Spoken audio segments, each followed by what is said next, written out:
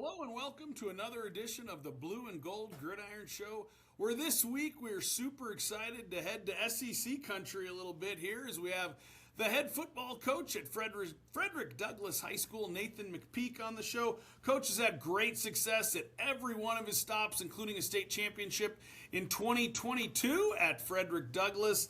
Also was a multi-time bowl participant and a MAC champion at Marshall. Offensive line guy, so you know he's a good quality person.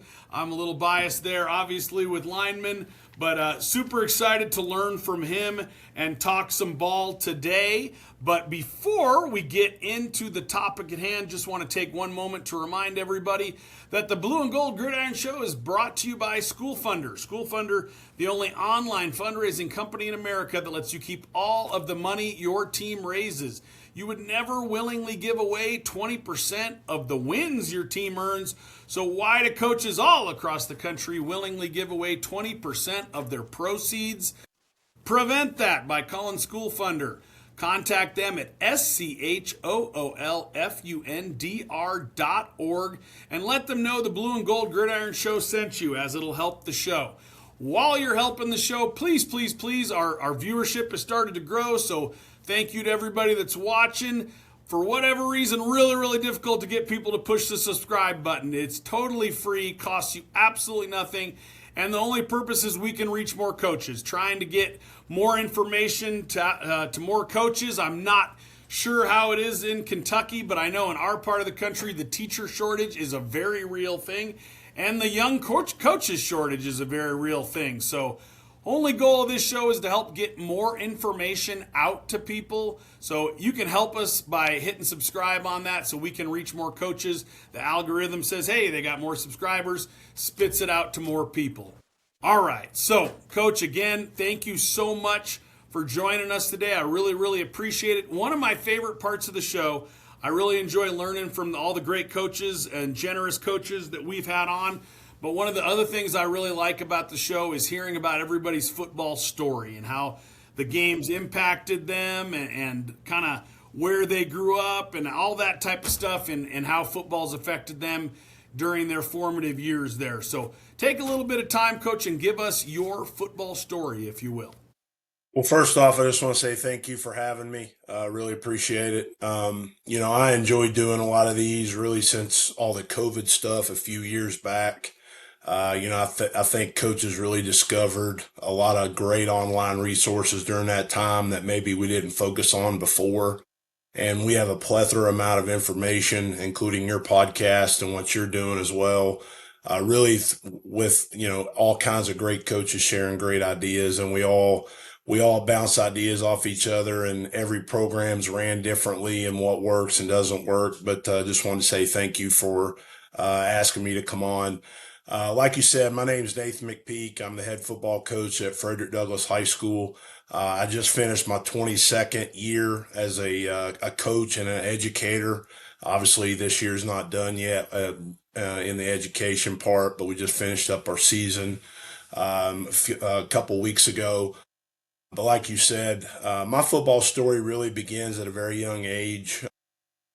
My dad's brother, was a high school head coach for over 27 years. My grandfather, which has passed away now, he was a high school official and a longtime white hat official, and also helped start our youth league back where I'm from in a small town in eastern Kentucky called Flatwoods. I played at a high school called Russell High School back there. It's about 45 minutes from West Virginia. It's right across the river from Ironton, Ohio. So it's kind of in the upper northeastern part of the state of Kentucky where I'm from. I currently reside in Lexington, been here about 10 years, which is kind of the central part of the state. It's a pretty big town. It's not as big as Louisville, but Bowling Green, Lexington, and Louisville are three of the bigger cities in the state of Kentucky. But I grew up in eastern Kentucky. Still blessed to have my mom and dad around, that are in pretty good health for the most part. But like you said, my football story kind of, ever since I was 7 years old, I've kind of been on a football field, either by playing or coaching. I was blessed to have a great career at Marshall University. Started 52 games in a row there. Just got inducted in the Hall of Fame this past September in 2024. So it was a really big blessing to be able to be inducted into that for the whole university. You know, people notice kind of being a lineman. It's kind of a position that isn't a lot of notoriety, but people notice when you do things poorly. They don't necessarily notice when you do things great. So it was really cool that people, you know, recognized the efforts and just how good a player that I was at that position. But I knew pretty much from a young age that I wanted to go into some type of coaching. Like I said, it was pretty much my DNA. If you were to ask, you know, anybody in my hometown that would still be around, just about the McPeek name, they would associate it with football. So I'm just blessed to be able to carry on that tradition of you know, going into coaching and teaching. And like you said, there is a major shortage in Kentucky as well with educators and coaches. You know, being a head coach for 12 years, the last couple of years, it's been very, very difficult to fill out my staff, and we've had a lot of good success. Like you said, you know, been in, you know, won the state championship in 2022. Our program is only 9 years old. Our school started brand new in 2017. I've been here all 9 years. I was not the original head coach, but I have been the last 6 years. I was offensive coordinator the first 3 years. So with that being said, very, very proud of this program. We work in a big school system here in Lexington. That's got you know 6 public high schools, obviously several middle schools and elementaries, but we're under one umbrella.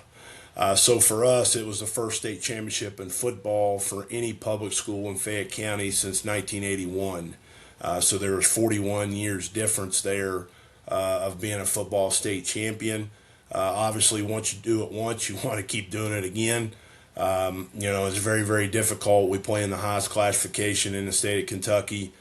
So Louisville Trinity, some people probably are very aware of that in the football community. I think they just won their 30th state championship this past weekend at UK. So it's very, very good competition. We probably play the toughest public school schedule in the state of Kentucky.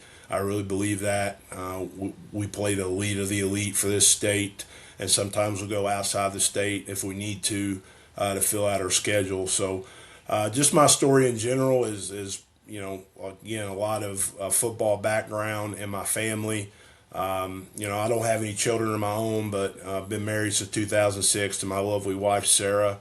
And she's, as all coaches know, they're godsends for the time that we're away, especially being a head football coach in a pretty big program of about 140 kids, 9 through 12. So it's a very big organization. But again, just very, very proud of my career thus far and kind of my background in football. I was able to coach in the state of Georgia for a couple of years in 2014-15 at Tucker High School. I was not the head coach there, but I was an assistant coach and got to coach a lot of guys that are currently in the NFL.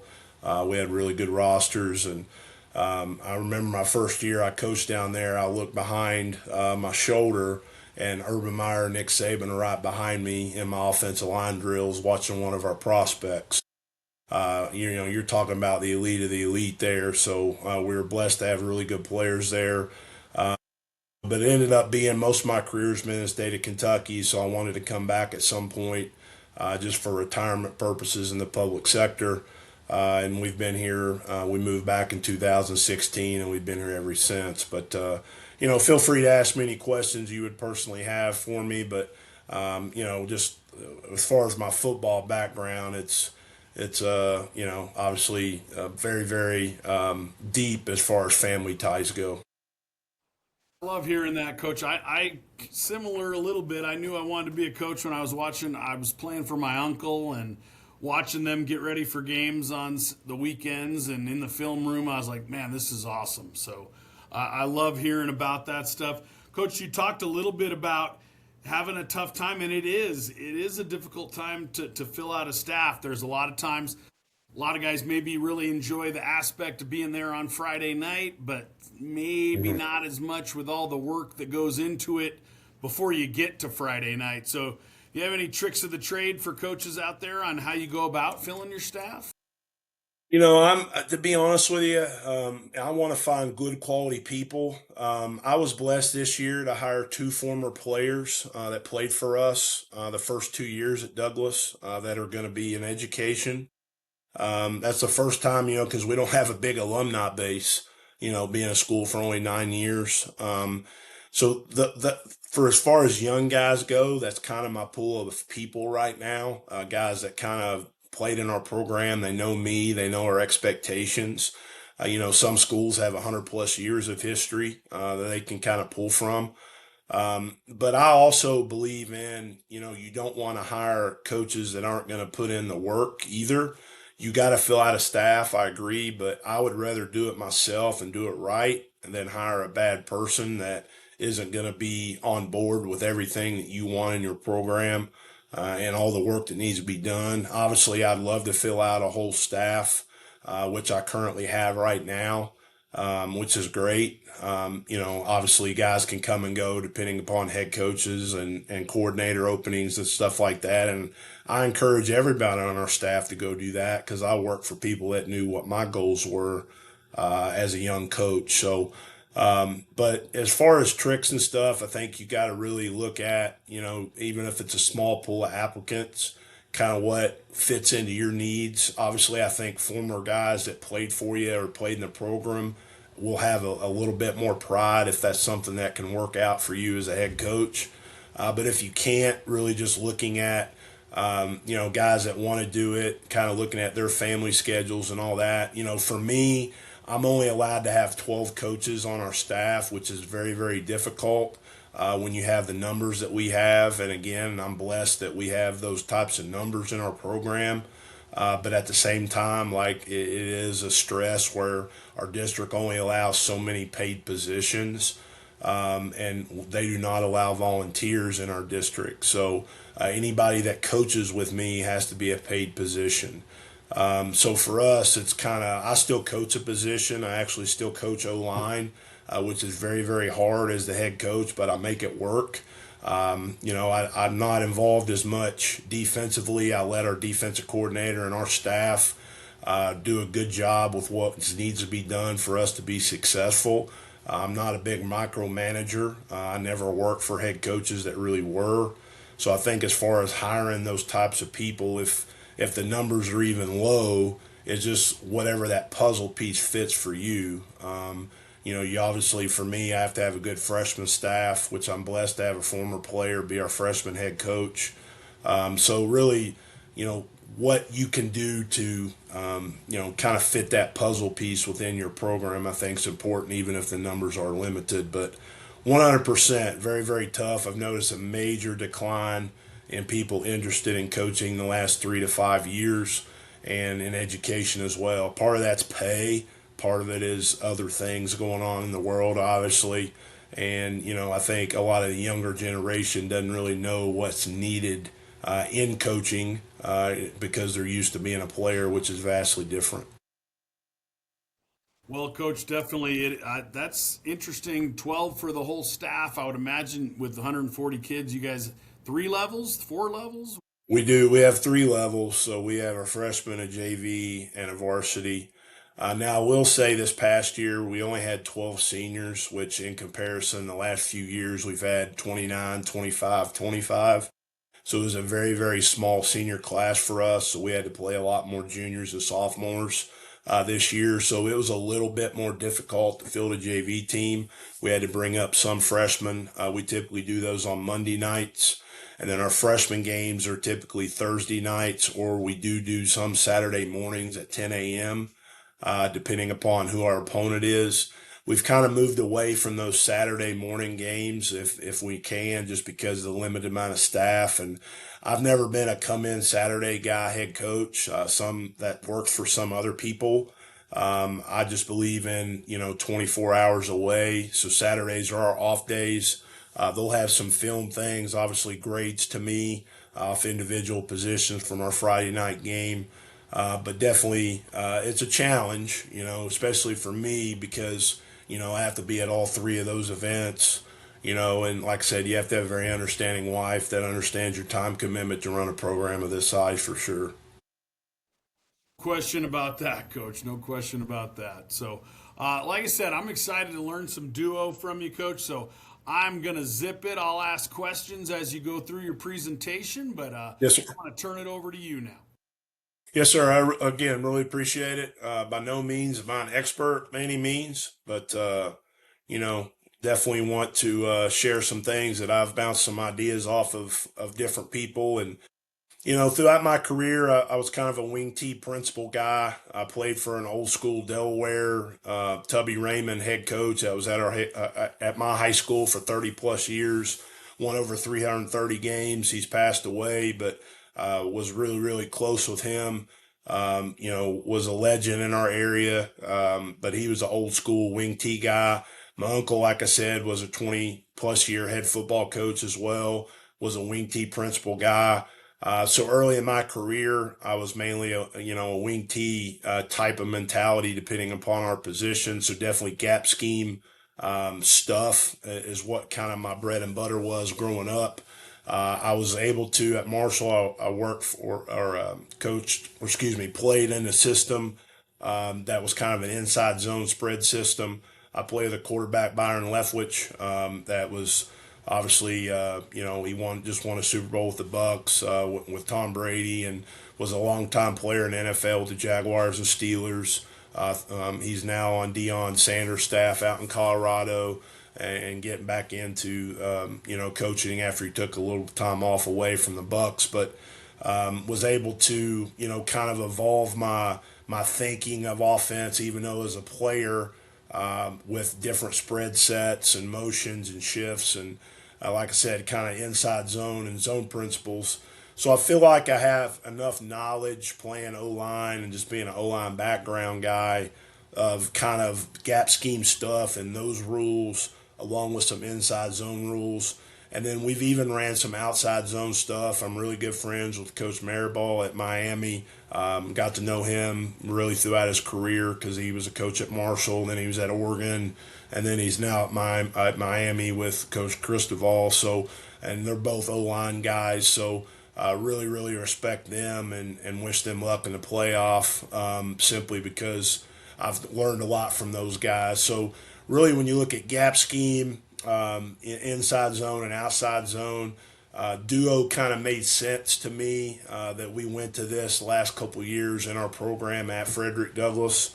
We're a spread RPO team because we're blessed. We're an inner city team that is has a lot of athletes. We've got guys really playing college football at every level. We have guys that are playing in 11 bowl games this postseason that we've been blessed to coach at various levels. So, I've made a lot of connections through football, obviously, like all of us have. But I really felt like once I kind of looked at and studied some duo stuff, that is something that I kind of wanted to move to because of, being kind of a gap scheme guy. We're still going to run some power. We're still going to run some one back power stuff. And I've done plenty of clinics on those type things as well. And but it kind of marries along with kind of what we do in our system. But first off, like you said, if anybody has any questions for me, that's my cell phone number and my email and my Twitter account. That's how you reached out to me initially, was Twitter. So if there's anybody that has any questions or you want to bounce ideas off each other, always feel free to contact me there. Like I said, this is all about relationships in this profession, and if there's anything that we can ever do at Douglass or me, and I would like to learn from you as well, just please reach out at any point in time. So did want to share my contact information there. So why duo? Kind of went into that a minute ago. Opinion, it's KISS. Keep it simple, stupid. All right. So simple, simple, simple for gap scheme principal guys, for gap scheme install guys. I do think it can kind of marry with inside zone, but it is a lot different, in my opinion, for the running back's path and your different combinations than inside zone. That's always a funny thing as O-line guys and offensive guys. Is there's always a Twitter war between duo and inside run and inside zone and kind of what that is. So I'm going to kind of show you kind of what I believe and kind of what I've studied through this presentation of kind of the differences of the two and kind of what that represents. So for number 2, for me, it's a physical mindset. I want, whether we win or lose, I want the opposing coaching and the coaching staff to know that my kids are going to be physical. All right, that we're going to play a physical brand of football, that we're going to line up and we're going to be good fundamental people. We're going to block, we're going to tackle, all right, and we're going to work on all those fundamentals. And I believe that every coach wants that, but it's definitely a personality trait for me that I want to always do with my teams. I do not want to play this game where, we're not putting hat on a hat and we're not being physical through contact to the whistle. Doesn't mean we're dirty by any means. All right. Some years we've had more penalties than others. All right. And that's obviously a discipline thing and things that I got to get fixed. This year we were excellent in the penalty game. All right. We were pretty physical, but we didn't have a ton of penalties. All right. So that's goes back to, having that physical mindset, practicing what that represents. Number 3, it sets up good RPOs and play action pass for that +1 guy in the box. All right, so you can easily do that. We started a freshman quarterback this year. A lot of growing pains for us, playing the schedule we got to play. We finished 8-5. We started out 0-3, and then we won 8 games in a row. All right, until we lost in the region finals against a pretty good team. So freshman quarterback could even read a lot of these RPOs. All right, and really sets up some good PAP and play action pass off of it. And once you install your gap schemes, so like once you install your power stuff, number 4 is the running back's path is the same as power. All right, and like I said, our running backs really see it well. I'll show you a little bit of tape of that. All right, obviously there's good, bad, ugly. Every rep's not perfect. All right, but, the running back's path is the same as power.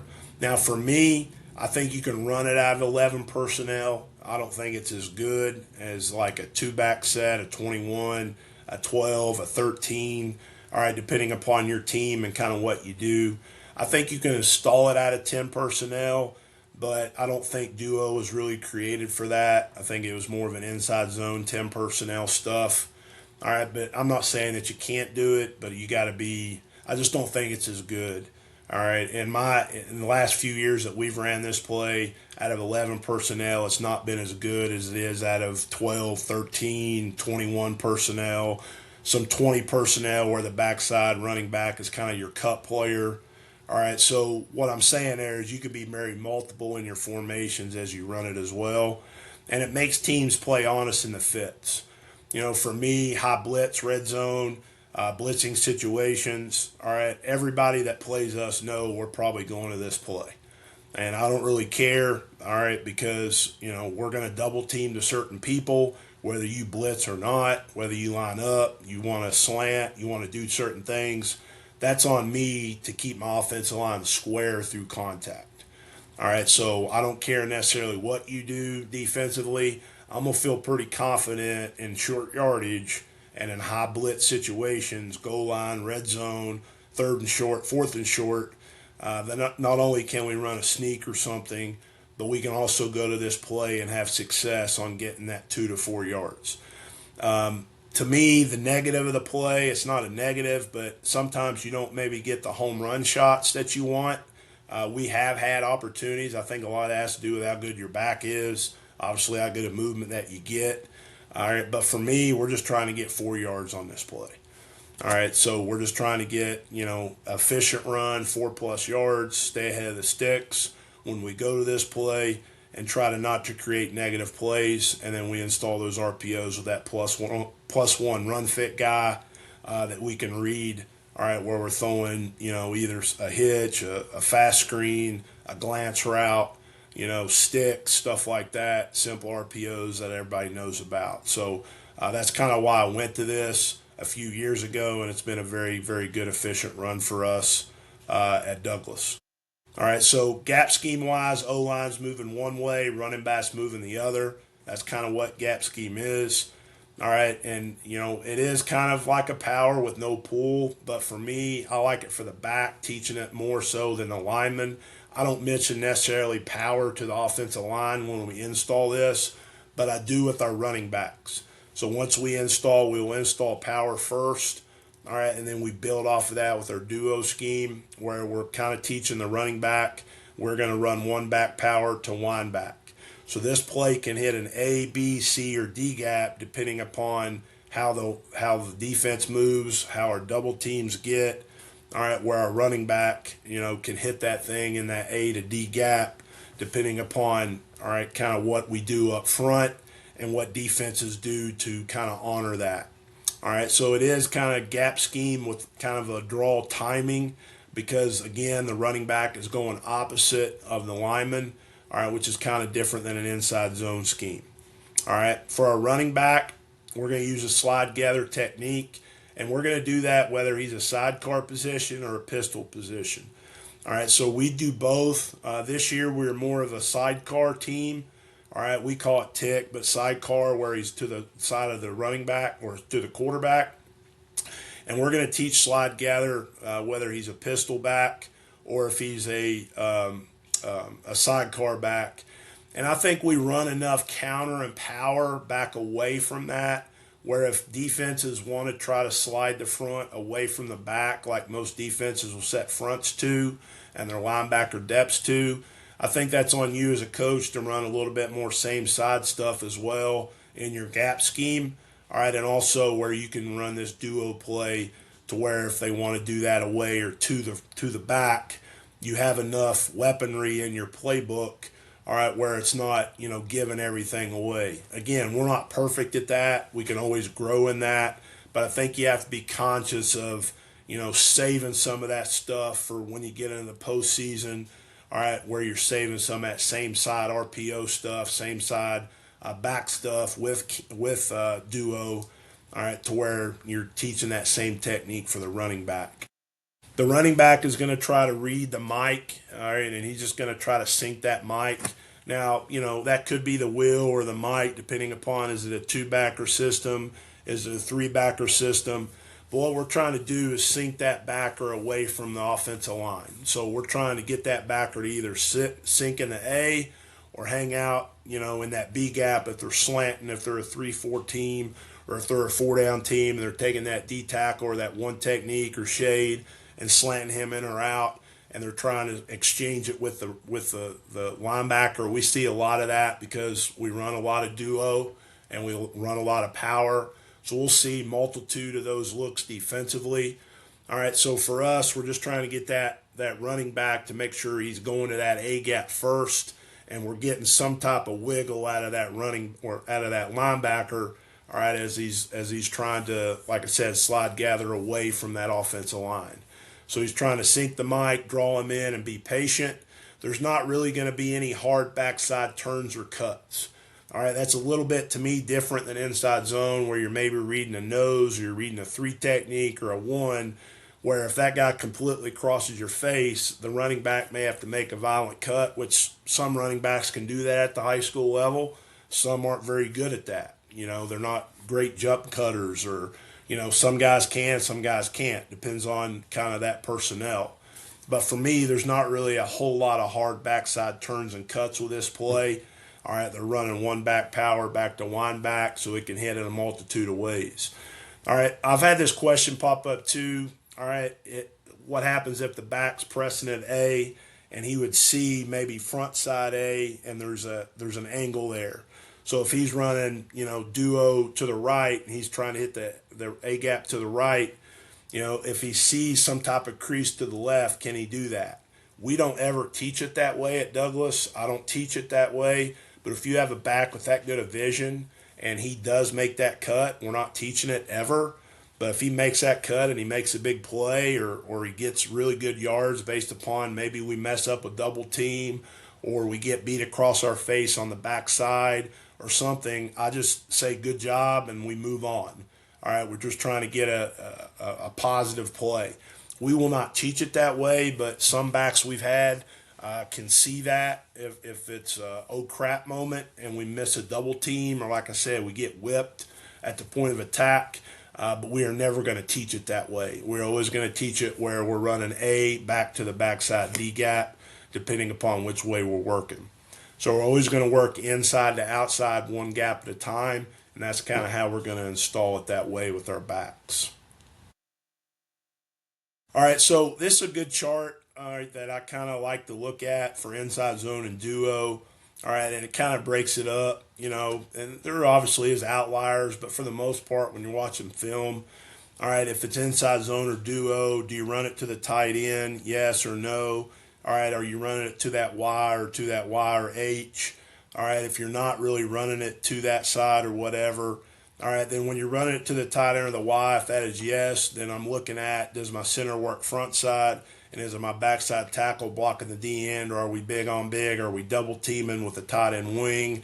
All right, what does that kind of look like?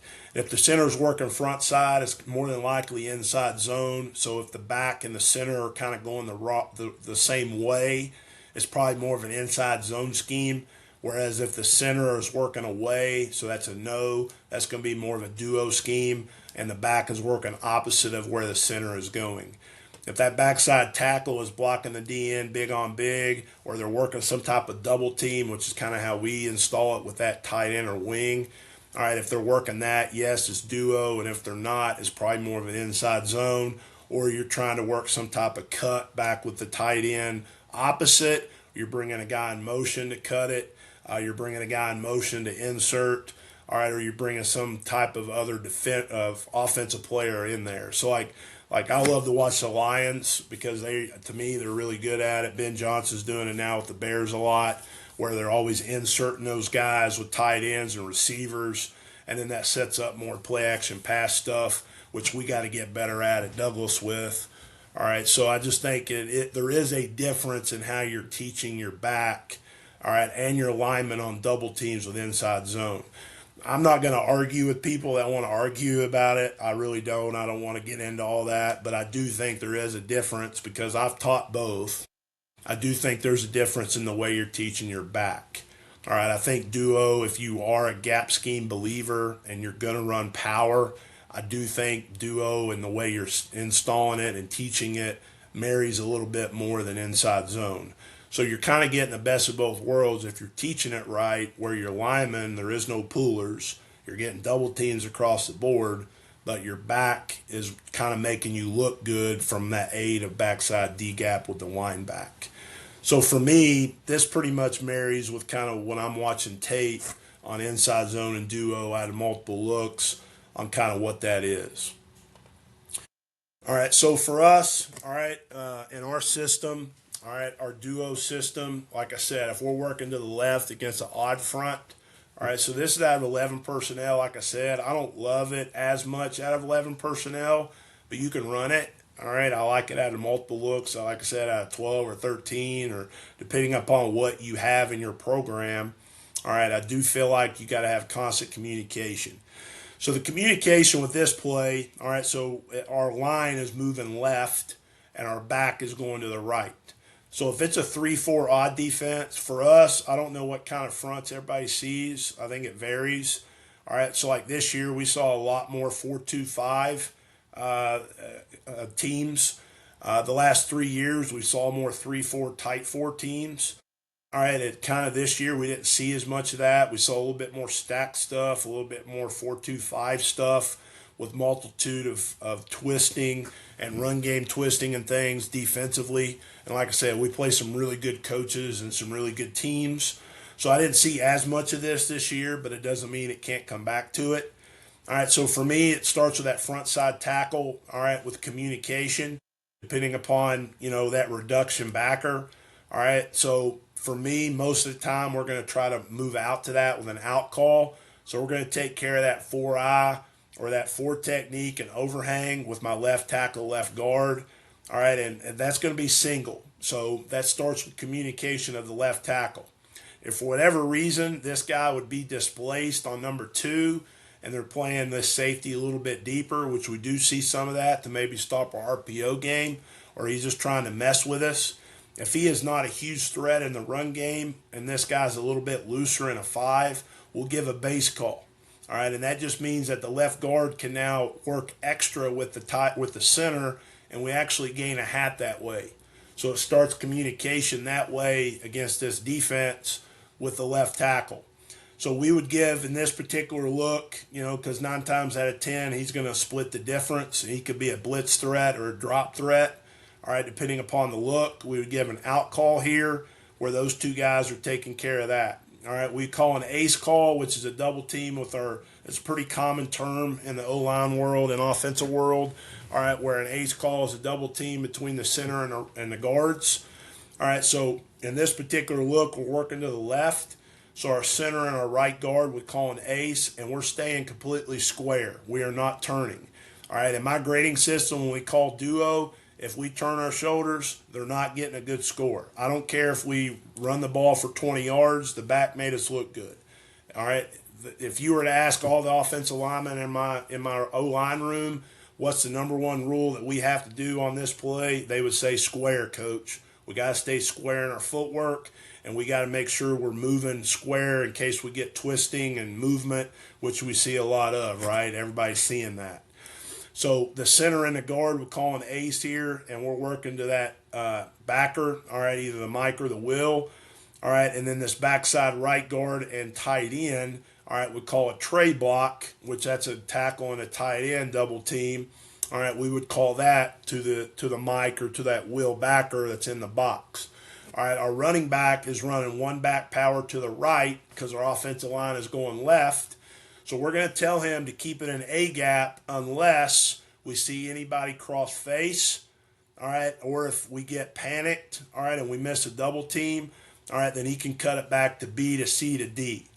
All right, so we're going to teach him to keep it A gap right here, all right, as much as he can. All right, just like you're running one back power. All right, if anything is cloudy in there, then he can bust it back to the B gap, to the C gap, and then eventually wind it back to the D gap. All right, James Cook with the Bills. A lot of you guys probably watch NFL. Every NFL team runs this play. All right, they're doing it out of like a 3 receiver look or a tray look right now. They're getting a lot of merit and a lot of withdrawal out of it. They're putting a lot of deposit in. All right, where James Cook is seeing that in that A gap, but he's even bouncing it outside. All right, like you'd almost run a toss play at times and busting a lot of people even in the NFL on this play. And you see a lot of the Lions do it as well. All right, where they're hitting it at that A gap, bouncing it all the way back. So our eyes have to be in this A. Yes, sir. Quick question. I know Yes, sir. this could probably be an entirely separate clinic, so I don't want to get us too much in a rabbit hole here, but walk me through a little bit of your footwork here on your double teams, if you don't mind. And are you so the same as empowering and counter in terms Yes, sir. of do you have to stay square on all those, or do you teach it different in duo? So just No, I'm gonna teach it the same with our power. So if we were to run power to the right out of this scheme here, all right, then my left tackle would have a gap hinge, left guard would pull, just a traditional power look. All right, and we would call an ace to this backside backer, and we would on block this 4I, and then again we would wrap this, and the tight end would have the C gap. So once we install that, the double teams are now the same. All right, it's the same footwork. Obviously, this guy's going to change, and this guy's going to change because we're running power to the right, but this won't change, this double team. All right, my footwork at the right tackle. So if we were to call an ace here, just to answer your question, all right, I'm going to make sure as soon as that ball snapped at center, I'm going to step replace with my left foot in case we get any type of blitzer or we get any type of slant away. All right, so I'm going to have to really protect that gap to my left. All right, I know I have help to my right. So if I don't get help to my right, that's his fault. All right, so that's not necessarily me, but we're working a double team together. All right, the same exact footwork on my left foot is going to happen for the right guard. All right, and I would almost teach it like a gallop technique against a 0 or a 3 technique by that tackle. All right, where I'm going to kind of open up my left foot, staying square. My right foot is just going to kind of get almost like a little gallop foot, and then I'm really going to take my left hip and I'm going to drive it through that defender and we're going to try to get 4 hands and 4 eyes on that nose, all right, looking for this backside backer. And this is something that I practice with our guys every Tuesday and Wednesday, all right, is we will spend 3 to 5 minutes of our indie, all right, where we are working this technique. All right, and I like it again because it correlates into power once you already install that. So you're working the ace block, you're working the on block or the tray block or the out blocks, all right, already in your gap scheme stuff is just with pullers coming the opposite way. So for me, you're just working that square technique where you're really working a gallop or we're not really doing a down technique on duo. We're all kind of staying square and working our hips up through. So left foot and then the right foot's got to go right to the middle of the sternum. Same thing here. All right, left foot over, right foot get down. All right, and we're staying square. All right, and we're trying to get 4 hands and 4 eyes on that nose, working to that backside backer. And we're going to teach the same thing to the right tackle and the tight end here. All right, even if he's a sniff or he's in line, I'm going to step left foot, staying square. Tight end's not going to turn his hips. All right, we're going to stay square in case we get a gap exchange where we're doing that. All right, if they're going to try to do some of that, which we see, obviously everybody's going to see some of that. All right, we could easily see this. All right, and then he's going to fire that guy. All right, so a lot of it depends on, all right, kind of the front that you're seeing in this odd front and kind of how they're playing that. All right, and we're going to work, like I said, that A gap to wind back. All right, so for us, all right, we can work a pre-snap RPO, all right, to the front side of the play. All right, so the quarterback always, all right, can give a fire call. So if he likes a pre-snap RPO out here, he can take it. All right, if not, we're going to have a post-snap RPO with our number 1 receiver on some type of tag, whether that's a key screen, a hitch route, a glance route, all right, a stick route. You know, typically we're going to run a glance or a hitch or a screen, all right, to the single receiver side. But it's going to give the quarterback an out in case we get any type of pressure from this reduction guy. All right, and we're going to try to keep it away from this safety, all right, in our RPO game. So if we're getting some type of middle of the field closed, we're going to be more apt to call a glance. If we're getting more cover 2 look or cover 4, then we're going to try to keep something in that intermediate route. That way this quarterback has an RPO outlet. Now, we don't have a good runner at quarterback. He's more of an RPO thrower guy. All right, he's got a pretty good arm. Like I said, he's a freshman, so he's definitely not where he needs to be strength-wise. But he's not a big runner, so we didn't really zone read it by any means or duo read it where he could pull it off of that guy. But obviously that's something else that you can do off of that. So that go back to your original question, we're going to really work that footwork, all right, every day where we're staying square, really harping on it. And I'm always talking about that. Once we have this play called, if we turn in practice, we turn in walk through, we turn in the game, my guys know they're automatically not scoring what they need to score on that play. So they know as soon as this play is called, I'm working square to some type of double team backer, all right, in the core. All right, if that makes sense. Does that answer your question? Absolutely, Coach. I've seen a lot of Gallup guys say it's kind of a 3-step progression. Is that how you would say it? Yes, sir. Well? Okay. Yeah. You know, and again, every kid's made a little different. All right, for me, hip mobility, feet, you know, I mean, we got a variety of guys. I've coached some Division I offensive linemen. I've coached offensive linemen that don't play college ball, so I have a wide variety. I started 3 sophomores this year up front, and that was not kind to me early in the year with the schedule that we played. Now, at the end of the year, we were playing really well, you know, because those guys grew up and they started to understand some things, and I'm really excited about their future. All right, but my point is, you know, whether you're 215 pounds, 200 pounds, or you're 300 pounds, you're going to work that same square technique where it is a 3-step progression. All right, and that really that second step is very, very fast. It's getting down on the ground to keep that hip square up through. All right, and it's something that you can work on a bag. All right, in our program, I have X bags. I'm a big Charles Bentley guy. All right, I buy those, so I know he's got, you know, a facility out in Arizona as well. All right, so I do a lot of my progression based upon a lot of things that OLP does and offensive line performance because I really like a lot of the skill set stuff that goes with that. All right, but as far as the odd front stuff goes, that's kind of how I'm teaching that technique. Love it, Coach. Yeah, Thank you. yes, sir. Against an even front team, all right, I think your tight end, if you're going to run it out of an 11 set, your tight end has to be able to obviously one-on-one block. All right, because he's going to have to one-on-one block that 6 technique, 7 technique, all right, 8 technique, whatever you're playing against. All right, he's going to have to, be somewhat of a dude where he can handle that. Now, he doesn't have to be a college guy per se. Obviously, that's good if he is, but he's got to be a guy that's physical. He's somebody you can put there, whether that's an extra offensive lineman, a tight end body, whatever. He's got to be somebody in there where he can handle that singled. All right, so for this particular play at a 4 down or a 4-2-5 or 4-3 or whatever, depending upon what you do, this left tackle is going to single up the left that defensive end. All right, the center and the left guard are going to call an ace. All right, to this backer. The guard and the tackle are going to call a deuce. All right, that's where we have a double team between the guard and the tackle. All right, we're going to call a deuce. All right, where we're double teaming up to that Mike. All right, then the tight end has that 6 technique by himself. So again, whether I'm pistol or sidecar, the running back is running one back power to the right to wind back. So he's going to slide gather technique. He's got to keep his shoulders square. All right, keep his shoulders square. And he's thinking A gap to B gap to C gap to D gap, depending upon what he sees.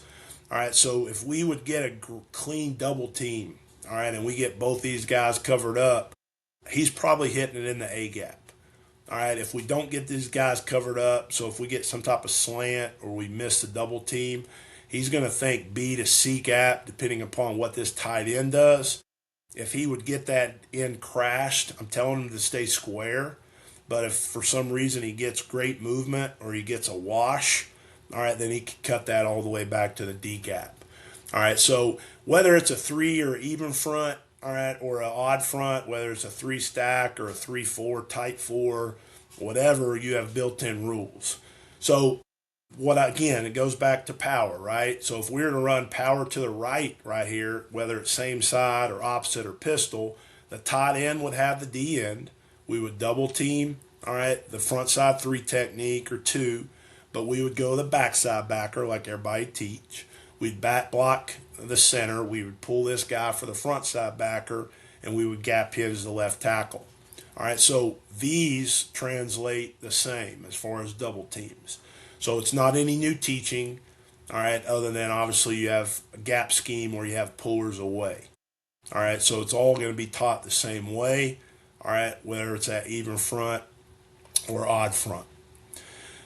So again, if it's a stack team, some type of 3-backer look, all right, so if it's against a stack, the left tackle and the left guard would call a deuce, all right, to this stack here on the left. So if we're going left, the running back's going to the right. All right, the center and the right guard would call an ace to the Mike. All right, again, staying square. These guys are staying square. All right, and the right tackle and the tight end would call a tray up to this other backer. All right, so this other stack backer, all right, if it's a 3-backer look. And then the quarterback, all right, a running back, all right, is going to take care of that edge defender or that guy based upon RPOs, all right, and different things that you could do to insert. You could bring this guy across and cut him. All right, there's some things you can do with this backside free hat, all right, to kind of get creative on what you're doing with that. But quarterback-wise, he's going to be taken care of with that +1. So, again, in our system, all right, we're going pre-snap, all right, some type of read stuff here. If he doesn't like it, he's going to go with the run game to the RPO to the single receiver side or that open side that we're running the ball to. All right, so against stack, again, we're teaching all this the same. So we're working 8 double teams. All right, we're working stand square. All of it translates. All of it, is gap scheme sound, and it also marries up with this duo scheme, all right, versus that. All right, so for us, I'll go the tight copy here. All right, so for us, all right, we're a very multitude formation team.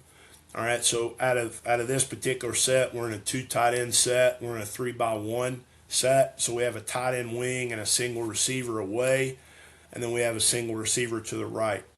So our offensive line, all right, is going to go try to move to the right. Okay. And again, we're not perfect. We mess up here.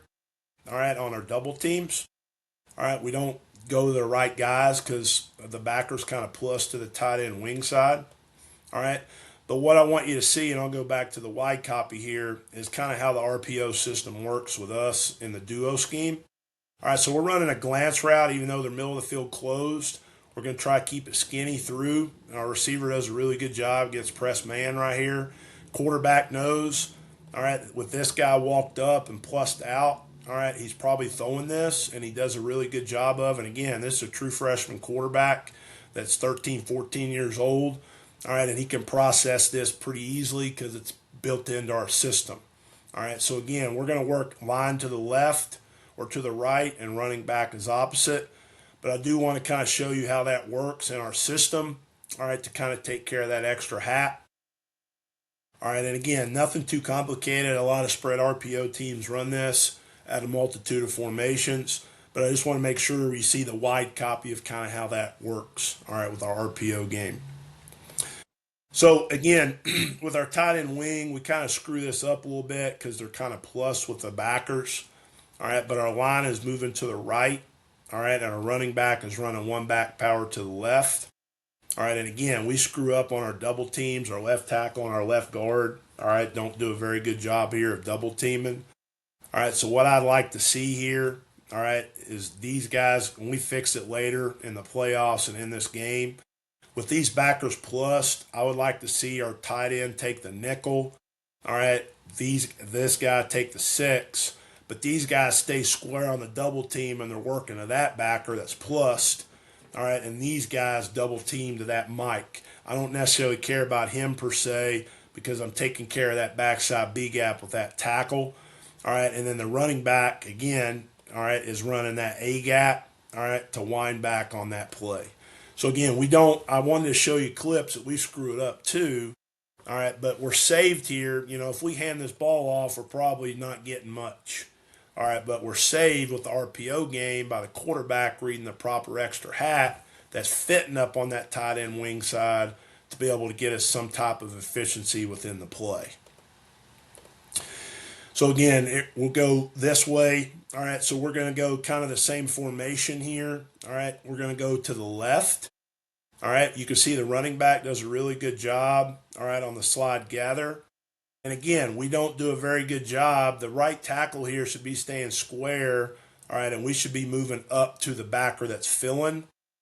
And again, we fix this later with them plussing this, all right, where these two should double to there. These two should double to here. He's got the 6, and he should go out on the nickel. So again, I wanted to show you kind of, all right, how this system is set up when we screw up. And you can see here with the running back, all right, that he's like, oh crap, you know, we mess up a block here, right? And he sees color. We don't teach the back to ever do this. All right, but again, every high school back is a little bit different. All right, he may try to just stick it up here in the A gap and get what he can. But this back has a little bit of wiggle, and he gets us out of a negative play and at least gets 1 or 2 yards.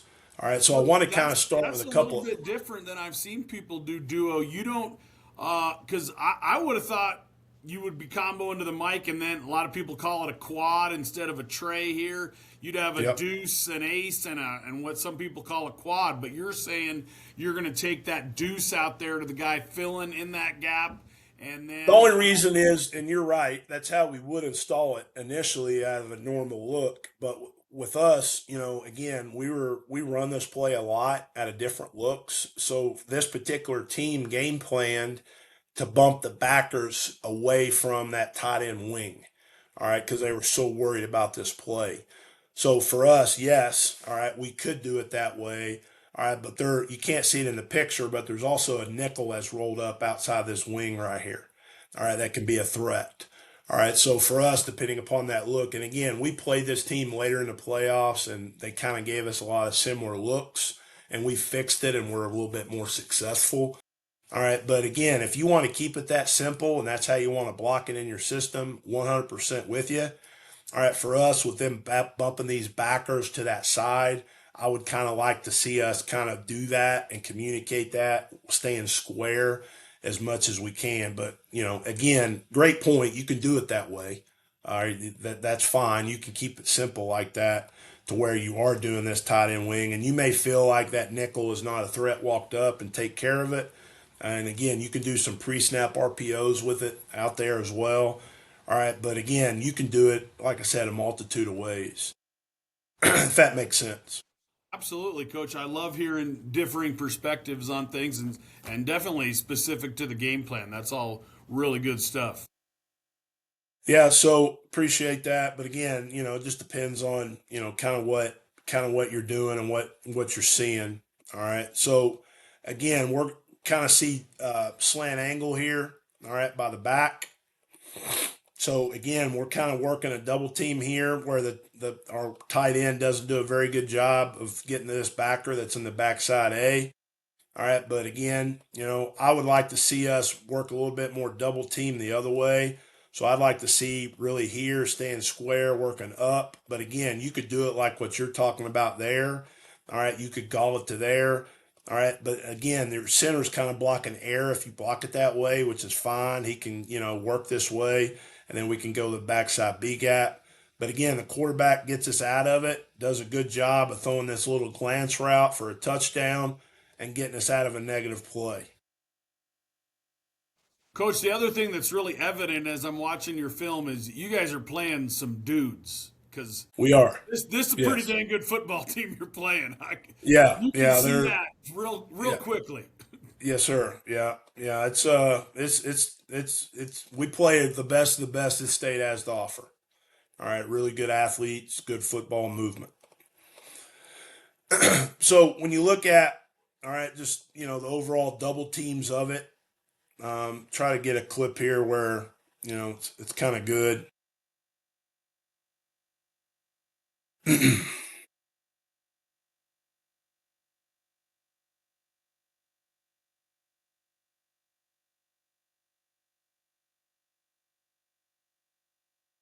Yeah, that was kind of our power clip. I don't know why that got in there. Um,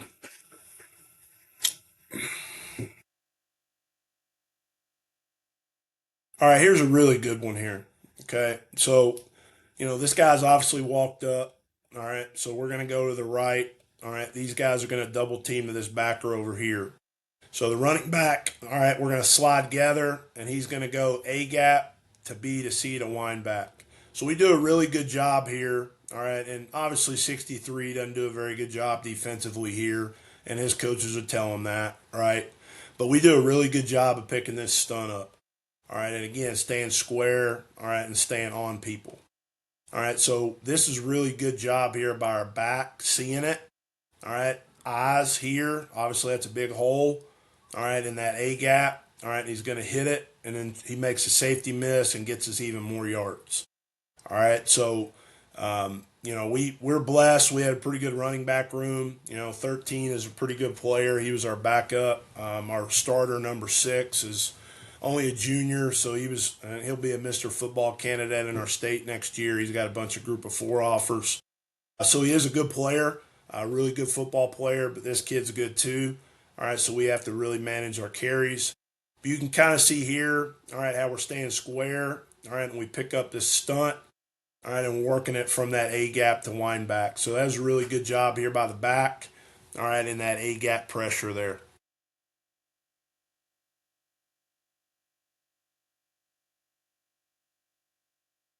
All right, so we're going left here. All right, the running back's going A gap to wind back. So offensive line is going left. All right, so like what you're saying here, we work it out, kind of what you're talking about. All right, I'd like to see our tackle go to 25 a little bit more, but our tight end kind of communicates this and works to 25. All right, and again, we do a really good job here on the double team.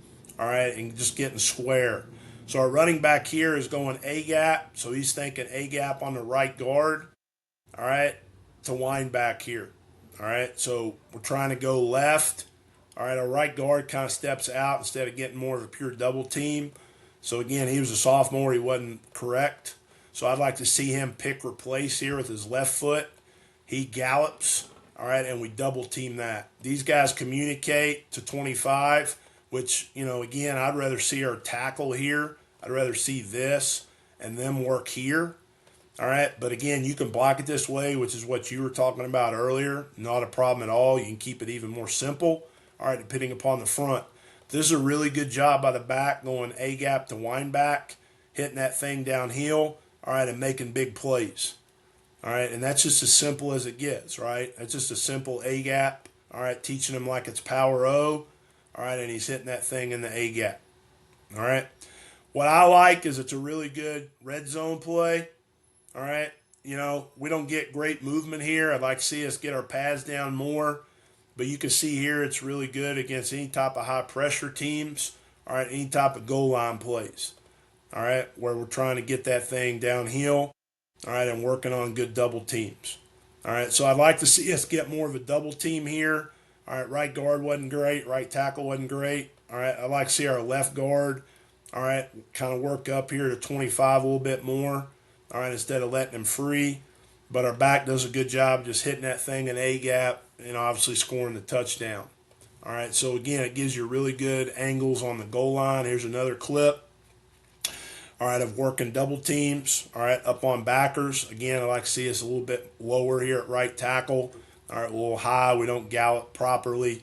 All right, but 25 should be hitting this thing in A-gap to B-gap, and he doesn't, luckily for us. All right, but we need to stay more square, working up on that double team up. But our back does a really good job. This is probably going to be a Mr. Football candidate next year, number 6. He's a really good player. He's also our starting point guard on our basketball team. Just overall good athlete. All right, so he hits this thing downhill. All right, and again, just hitting that thing as square as he can up on there. All right, so again, these clips are just going back and forth. All right, I kind of wanted to show you some good, some bad, some ugly, because, again, we're very young up front. We didn't do it right all the time.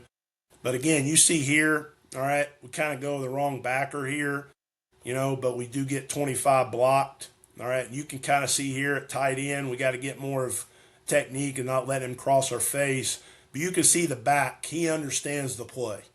All right, the back is understanding the play A to B, hitting this thing downhill, just like it's one back power.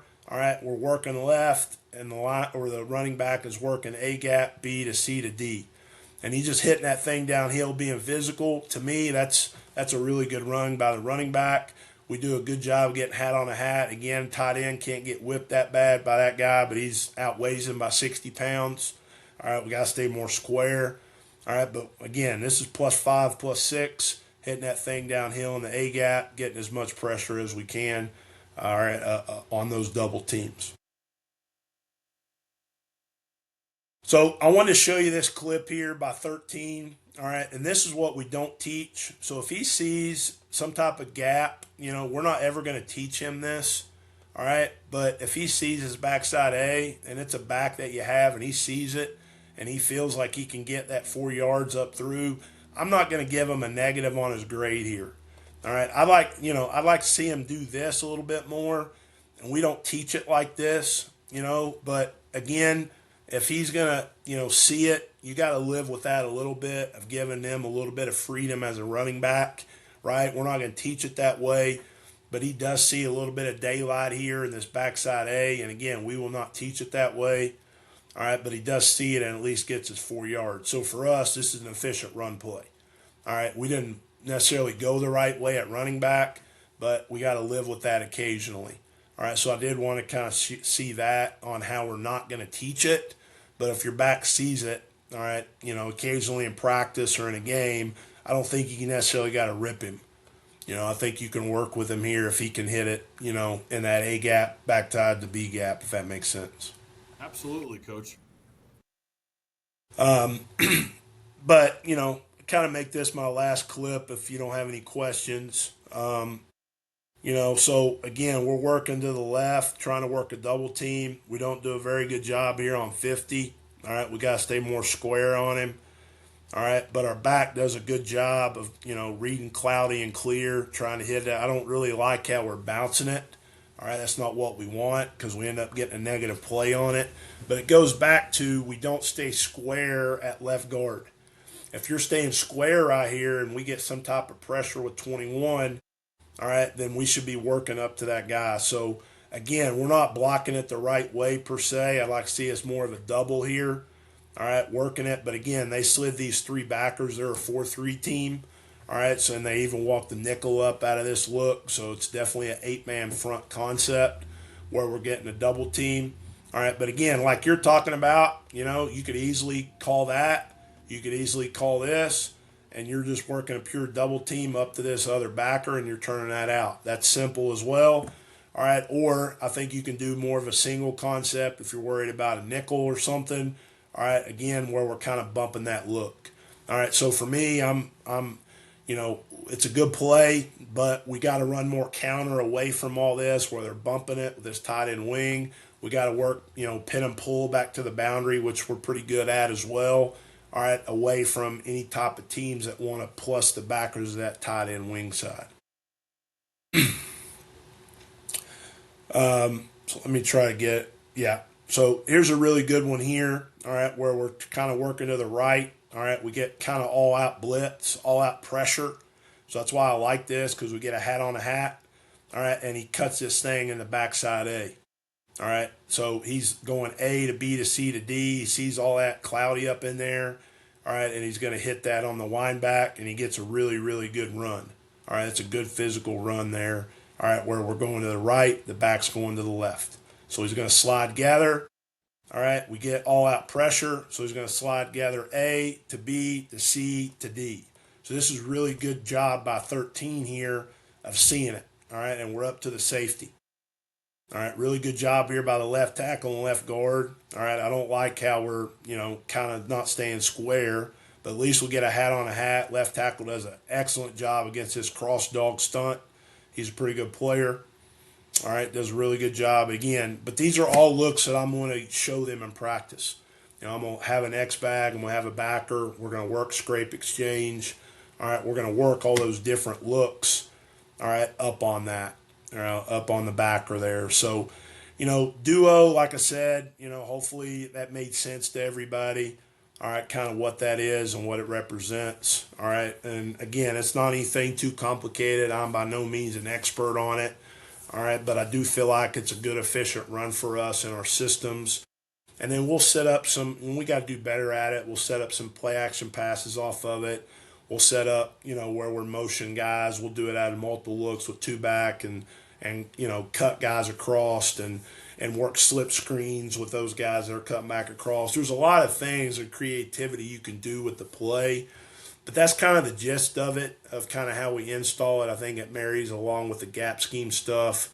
And again, if there's anything that I can do for anybody, that's my contact information there. And, like I said, unless you have any questions, that's kind of my presentation. Coach, I gotta thank you. That was absolutely fantastic. It's really easy to see why you've had so much success, and really, really appreciate your time. I really enjoyed that a great deal. There was so much detail and coaching points and even game plan specific stuff in there. So yes, sir. I got a master class on duo, so I appreciate that very much. And certainly with a freshman quarterback, a junior, at tailback, 3 guys up front, I'm really excited to see to follow you guys next year. That's one of the things I like about getting to do these with coaches, is it gives me more teams to follow and look at. And the great part about YouTube and everything is you can find a lot of games online now too. So thank you so much, Coach. I'm really, really appreciative of your time, and I look forward to seeing the continued success you bring to the Broncos of Frederick Douglass. So thanks again, everybody, and we will see you next time for another edition of the Blue and Gold Gridiron Show.